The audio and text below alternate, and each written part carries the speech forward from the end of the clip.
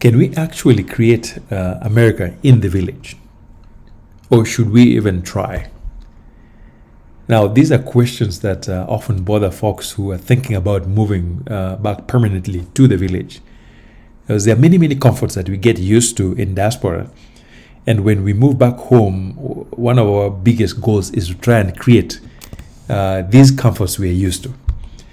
In this video, I will walk you through about 25 specific construction-related features that many of us get used to when we live in diaspora and try to recreate when we come back. So this video is going to be a two-part series where in the first section, I'll highlight the 25 features. And then in the second video, I'll talk about how to recreate these features when you get home. My wife and I have been successful in creating some of them. We are still figuring out how to create others, and I'll share our experience with that. Welcome back to the village, folks. This is in the middle of Karating, a small village in the center of Kisumu, which is a town in western Kenya. If you're joining us for the first time, please watch till the end, and if you find this content interesting, I hope you're going to subscribe. Now, this video is going to be useful to returnees, both those who are living in Kenyan cities and living in diaspora who are working towards building at home, and potentially investors who are thinking about building structures that may be attractive to people who live in diaspora. So if I don't cover everything in this video, please look out for the second part that is going to come up probably in the next day or two. So let's start with number one. The first feature that most folks are already aware of is the question of size. Folks who live in America particularly absolutely love everything large, whether it's cars, whether it's homes, whether it's people. Americans just love big things. Europe seems to be a little different because some of the homes I see in Europe look a lot smaller. So in America, people are really obsessed with the square footage of a house, the lot size, the number of bedrooms, whether you have office space, whether you have how many living room areas you have, loft areas, the size of the kitchen, the garage. We think about how many cars can fit in a garage, the more the better. And of course, multiple bathrooms. In some cases, you have more bathrooms than you do bedrooms. And of course, thinking about things like closet size. So size is a big thing for people who live in America. And in fact, one of the most common comments I get from people living in Kenya is that diaspora folks love building huge houses. And it is actually true. So size is a massive thing for many of us. The second thing is climate control. Whether you're thinking about air conditioning, heating, the type of roofing material, because many of our homes are built in such a way that the heat from the sun is kind of filtered, so it doesn't make your house too hot. Of course, you're thinking about warm floors, vinyl wood or carpet, woodworks on the walls, specific windows that help you control temperature. In fact, last summer we changed our windows, and immediately we noticed a difference in terms of both temperature control and sound. So climate control is a major thing for those who live in diaspora. The size of windows. And again, this depends on where you live.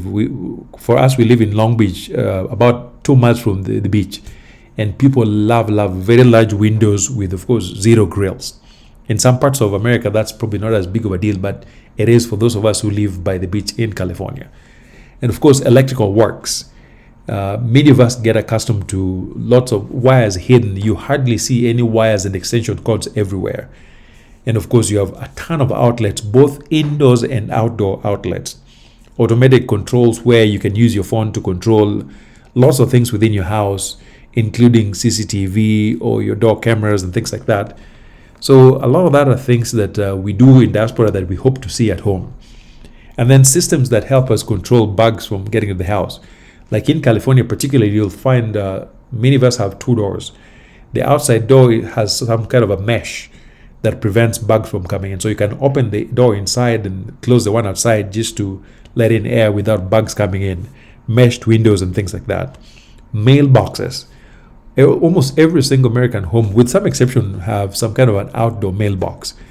Ours, we don't have that. There's a different design that actually is indoors with an opening along the wall.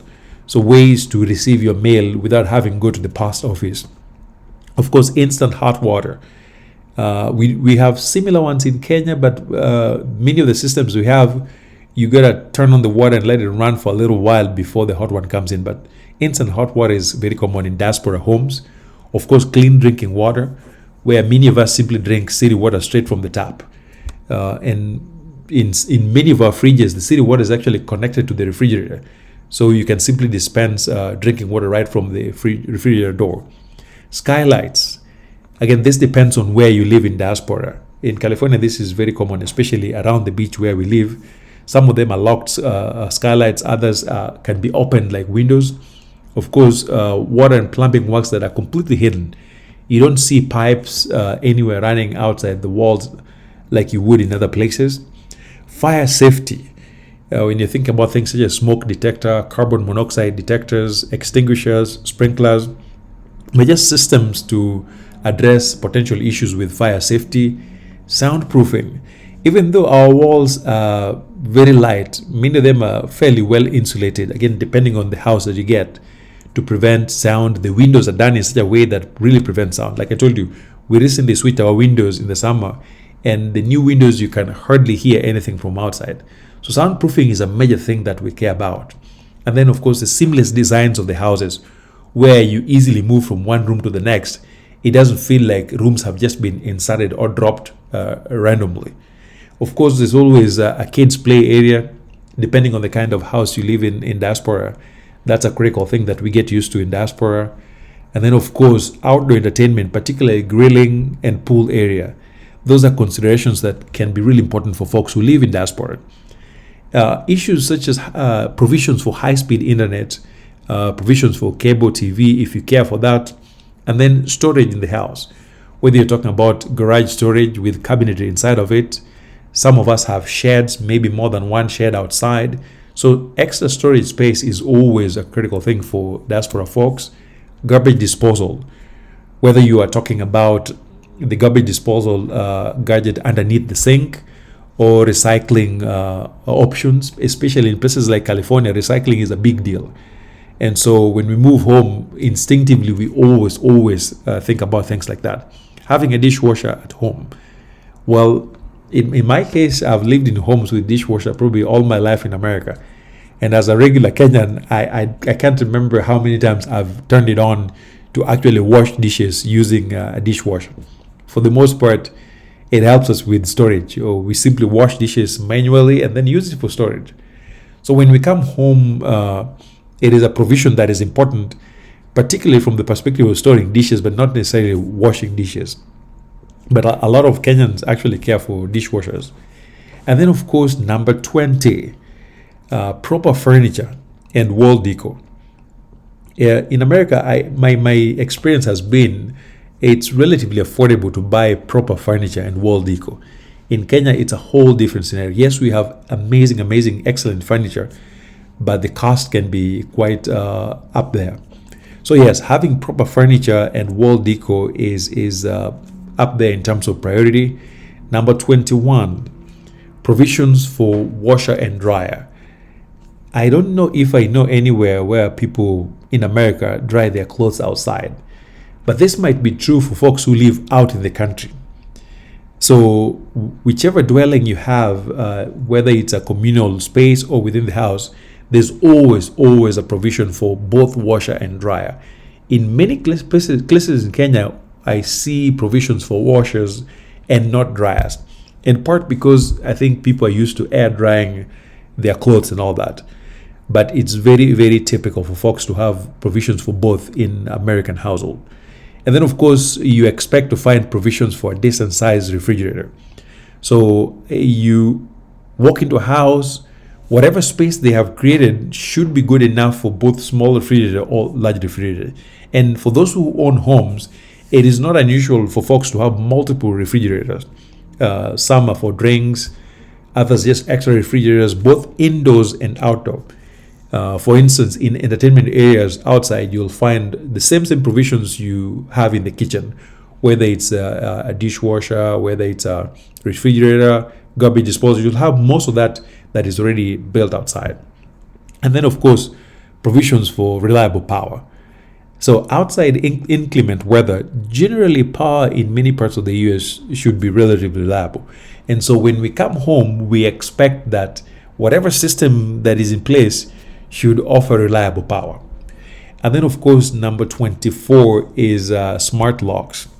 Some of us are also very accustomed to using locks that don't require keys, where you're simply punching your codes and you come in, or if you send somebody to your house, you simply give them your code and they get in and out. This is really helpful, particularly for those who are running Airbnbs.